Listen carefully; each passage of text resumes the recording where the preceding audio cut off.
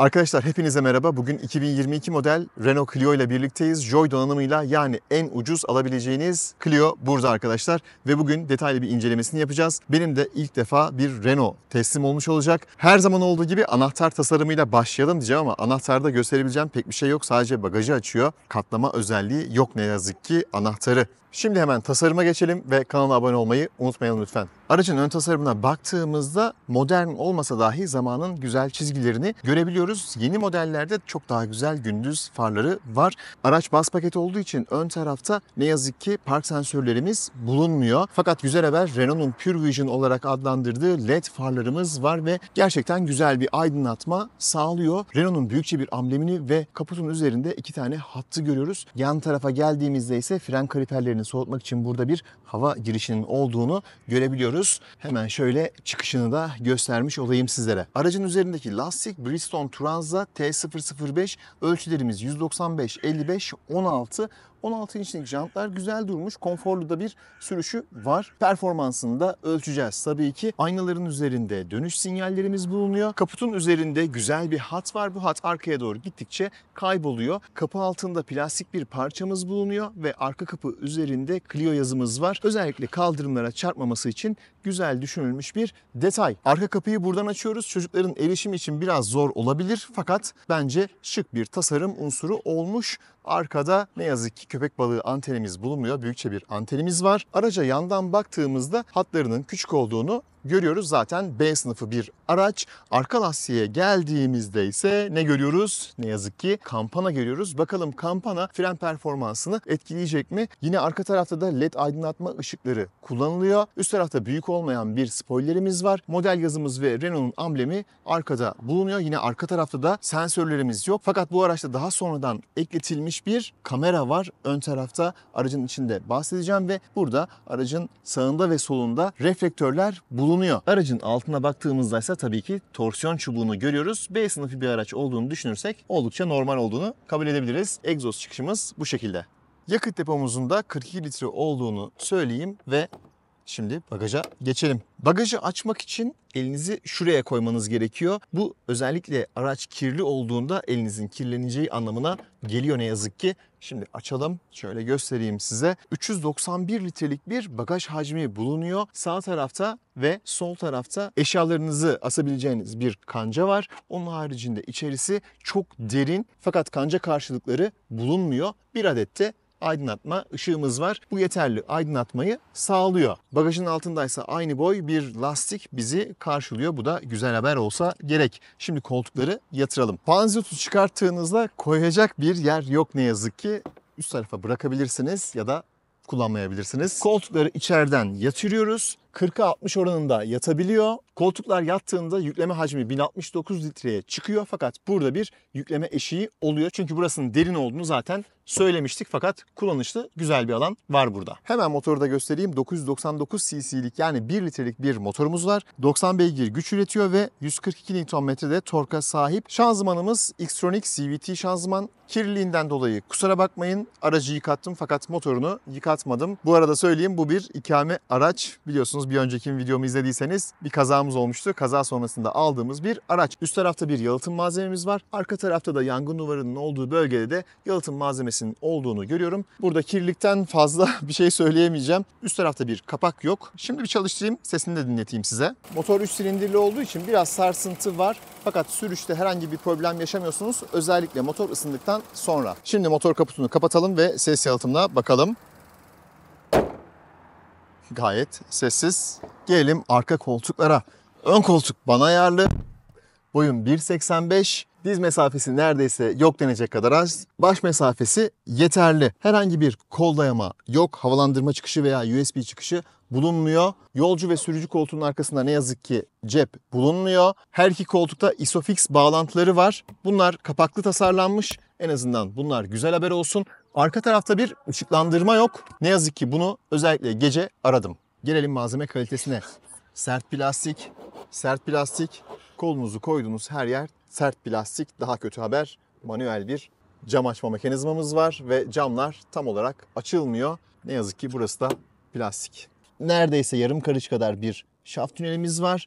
Arkada sadece yolcular için burada bir malzemelik var. Ön tarafa geldiğimizde sert plastik. Sadece burası suni bir deri. Onun haricinde yine sert plastiğimiz var. Büyükçe bir saklama alanımız bulunuyor. İçeriye geldiğimizde hemen şöyle göstergeleri göstereyim size. Güzel bir gösterge paneli var. Sol tarafta hız sabitleme tuşlarımız, sağ tarafta multimedya kumanda tuşlarımız var. Aracın tek opsiyonu burada görmüş olduğunuz bu ekran ve bu gerçekten sizi gülümsetiyor. Güzel özellikleri var. Birazdan bahsedeceğim. Sert plastik, sert plastik. Elinizin, ayağınızın değdiği her yer sert plastik. Burada bir termosluğumuz var.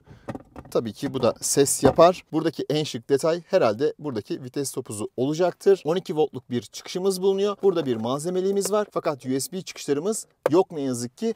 Bu araca özel diyelim. USB çıkışlarımız burada. Bunlardan birini alıp bu şekilde kullanabilirsiniz. Torpido gözünün amortisörü yok, ışıklandırması yok. Fakat şöyle göstereyim. Neredeyse kolumun tamamı giriyor içine. Bayağı derin bir torpido gözümüz bulunuyor ve evraklarınızı koymak için burada ayrı bir alan tahsis edilmiş sizlere. Şunu da içeriye atalım. Üst tarafta bir aynamız ve tabii ki ışıklandırmamız yok. Tek ışıklandırmamız burada bulunuyor. Sürücü tarafında da bulunmuyor. Karartılmış tabii ki dikiz aynamız yok. Bu da manuel. Tek el tutamağımız burada. Arkada ne yazık ki el tutamakları bulunmuyor. İklimlendirme sisteminin hissiyatı ucuzluktan öteye gidemiyor arkadaşlar ne yazık ki. Buradaki hissiyatlar kötü. Şimdi hemen sürüşe geçelim ve kanala abone olmayı unutmayın diye tekrar hatırlatalım. Anahtarımız üzerinde. Güzel bir karşılama ekranı geliyor. Göstergeler böyle bir yukarı gidip geliyor. Emniyet kemerimizi bağladık. Şimdi sizlere buradaki ekranı anlatayım. Gerçekten kullanışlı, güzel bir ekran var burada. Android bir sistem var. Android bir tablet olarak düşünebilirsiniz. Telefonu bağlayalım. Öncelikle kişisel erişim noktasını açtım. Ayarlara geldim. Kablosuz ağı açtım ve bağladım. Şu andan itibaren şöyle göstereyim size. Uygulamalara geldim. İnternette gezinebilirim. Haritalara gelip buradan Google Maps'i kullanabilirsiniz. Daha güzeli YouTube açıp paylaşıyorum YouTube kanalındaki videolarımı izleyebilirsiniz. Hatta şöyle söyleyeyim size, Play Store'a girip buradan istediğiniz oyunu, uygulamayı yükleyebilirsiniz. Güzel yanlarından bir tanesi bu. Müzik dinlemek içinse ne yapmak gerekiyor? Bluetooth ayarlarına gelmek gerekiyor. Bluetooth'la bağlamak gerekiyor. Şimdi vitesle ilgili şöyle bir durum var. Normal pozisyonlar haricinde bir de L yani low pozisyonu var. Motor freni yapmak için kullanıyorsunuz. Fakat şöyle bir durum var. Mandala buradan bastınız, çektiğinizde direkt L'ye geçiyor. O yüzden bir ön tarafta olan D'ye yani drive'ı almak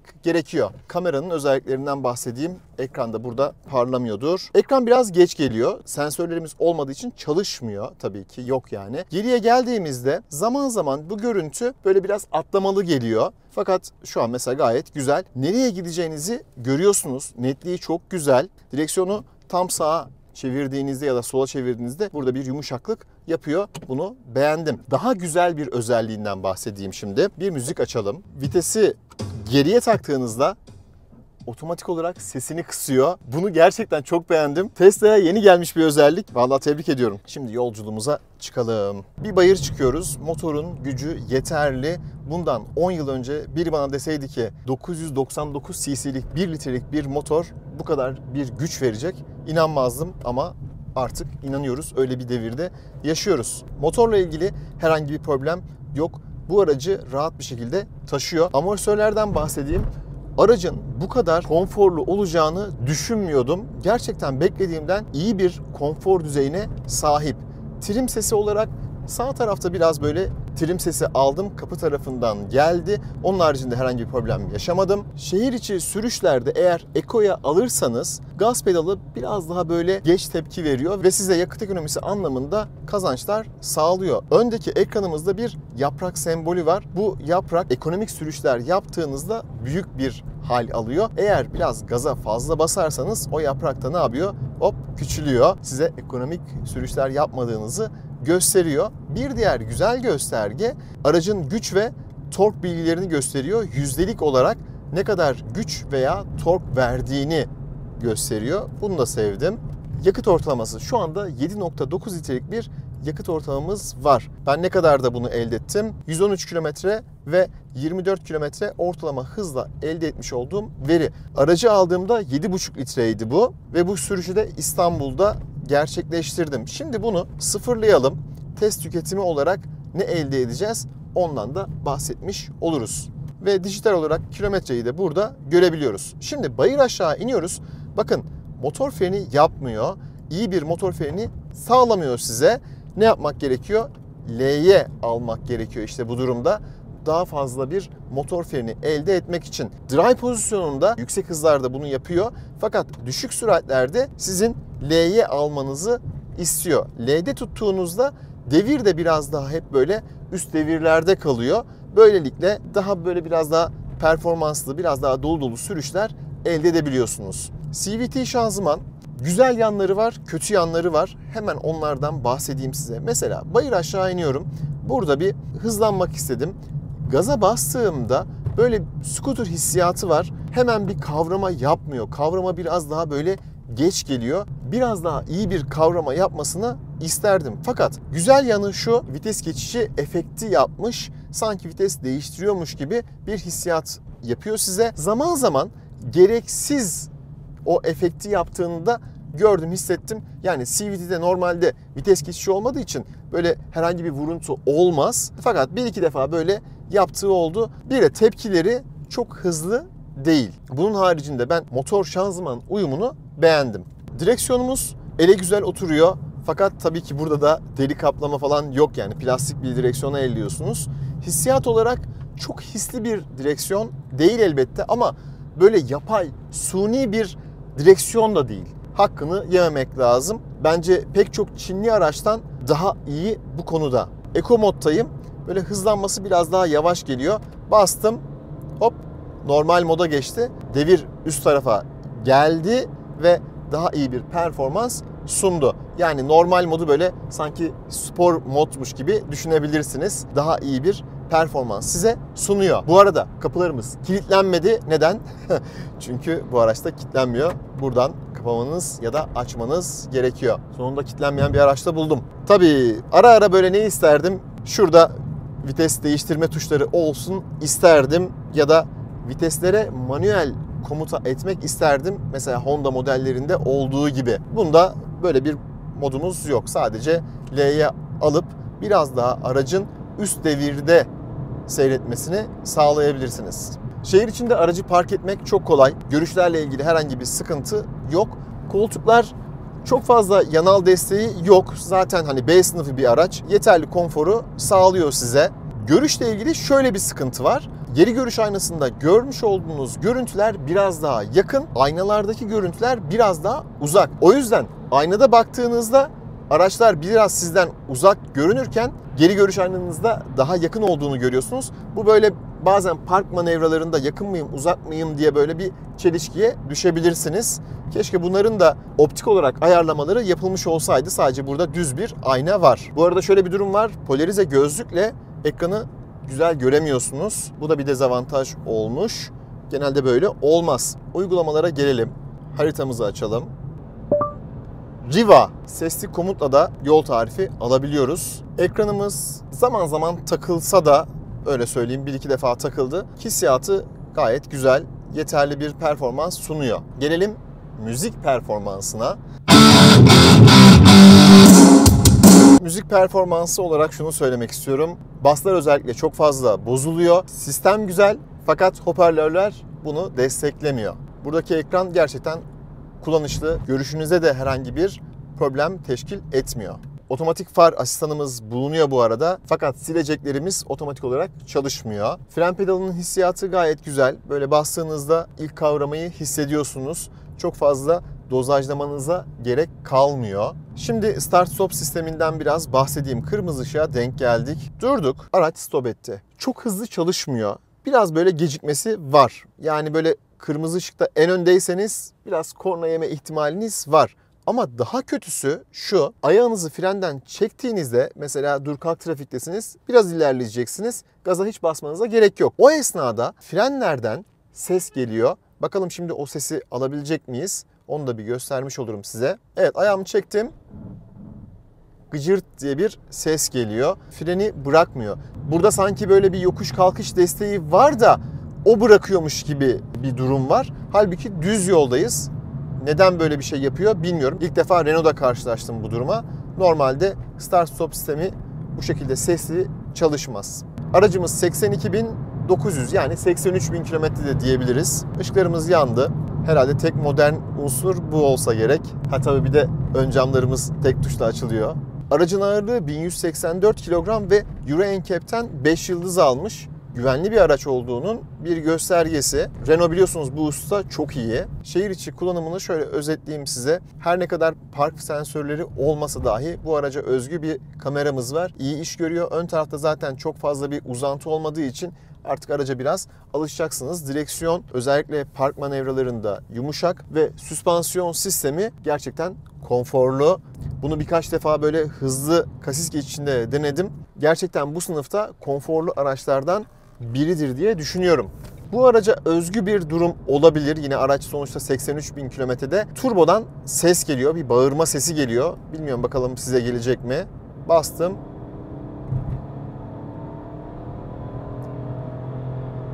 Turbo biraz ses yapıyor arkadaşlar. Bu araca özgü bir problem de olabilir. Varsa kronik problemleri mutlaka yazın. Benim okuduğum, duyduğum sadece bir Westgate problemi var diye biliyorum. Şehir içinden çıktık. Toplamda 11 kilometre yol yapmışız. 4.7 litre iyi bir performans göreceğiz. Ara ara böyle aktaracağım size ne yaktığımızı. Renault kullananlar bilirler. Burada bir multimedya kumanda tuşu var arkadaşlar. Tuşları var daha doğrusu. Sesini açıp kapatıp sesini kısabiliyoruz. Burada arka tarafta döner bir tuşumuz var ve bu tuş sayesinde işte farklı kanallara geçebiliyoruz. Yeri konumu çok iyi olmasa da açıkçası kullanışlı bir sistem. Araçta test edeceğimiz çok fazla özellik yok. Hız sabitleme sistemini açtım. Eco moddan normal moda geçiş yaptım. Süratimi 90'a ayarladım. Çok hızlı bir şekilde hızlanmıyor. Olması gerektiği gibi biraz daha ekonomik bir hızlanma sergiliyor. Şimdi biraz şanzımandan da bahsedelim. Bakın şu anda 90'la gidiyorum. Hafif bir bayır var. 2250 devir civarındayım. Yol düz olduğunda süratim 90 olmasına rağmen devir olarak biraz daha düşecek. Yani değişken şanzıman oranına sahip bir şanzıman olduğu için gerekli gücü verdiği devirde sizi tutacaktır. Daha dik bir bayır çıkarsanız 90'la 3000 devire kadar devriniz çıkabilir.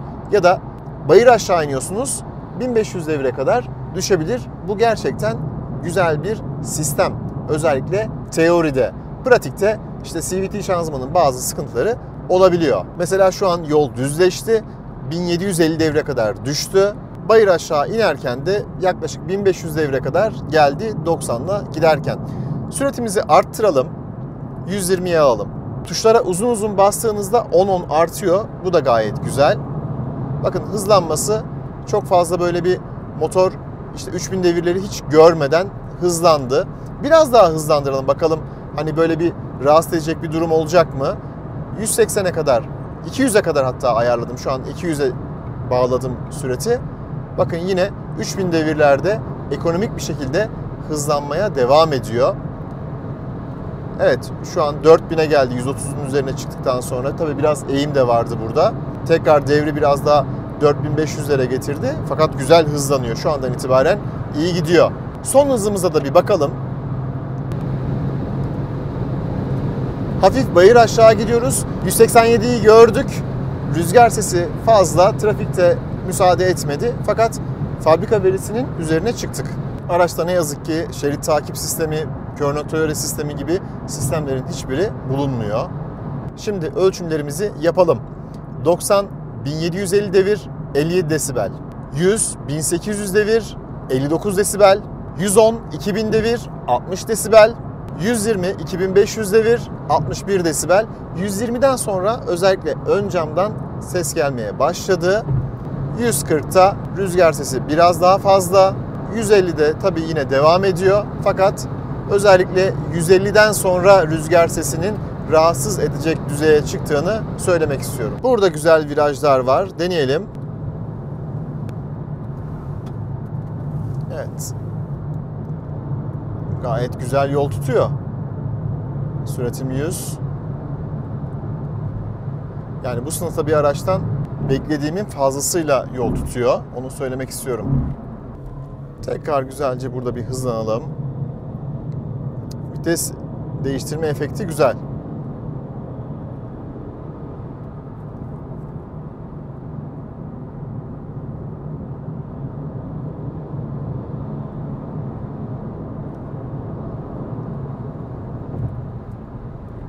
Evet, fren yaptım. Yine motor freni yapmaya çalıştı. Tutuş güzel. Biraz yana eğim var tabii ki. Biraz gövde salınımı var. Fakat güzel yol tutuyor. 0-100 yapacağım. Bastım.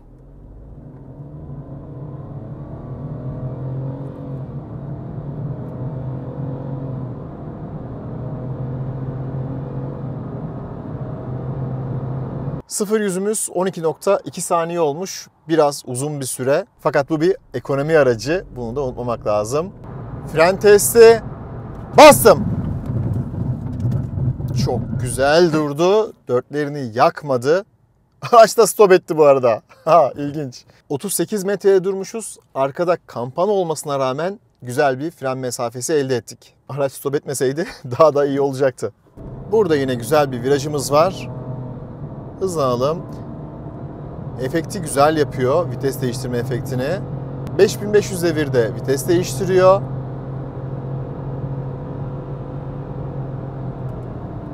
Evet. Hafif hafif kopmaya başladı. Gayet güzel. Gayet güzel.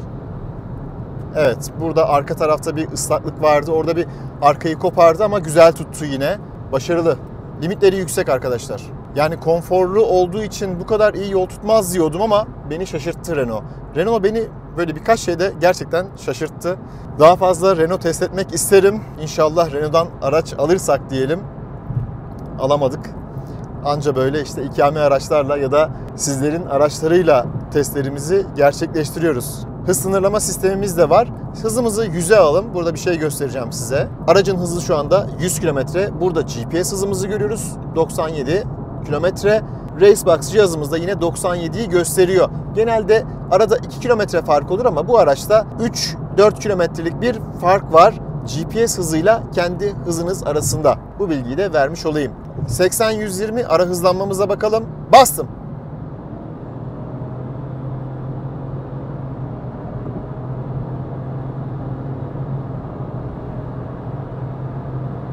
...80-120 ara hızlanmamız 9.35 saniye, düzeltme ile birlikte 9.96, bence uzun bir süre ama bu bir ekonomi aracı. Bunu unutmayacağız. Şimdi aracı biraz zorladık. Ne yaktık onu göstereyim size. 6,5 litre. Yani ben test sürüşlerimde bu zamana kadar bir Mazda'da yakaladık 8 litrenin altını. Bir de burada görüyorum. Gerçekten aracın ekonomi performansı yüksek. Otobandan çıkana kadar da 120 ile gidelim ve ne yakmış onu da görelim. Fakat tüketim verisini de sıfırlamayacağım, bunu da söyleyeyim. İşte CVT şanzımanın güzelliği. Bakın şu anda 120 ile gidiyorum. Devir 2000'in biraz üzerinde ve 1,5 litre yakıyor. Hafif eğim aşağı doğru.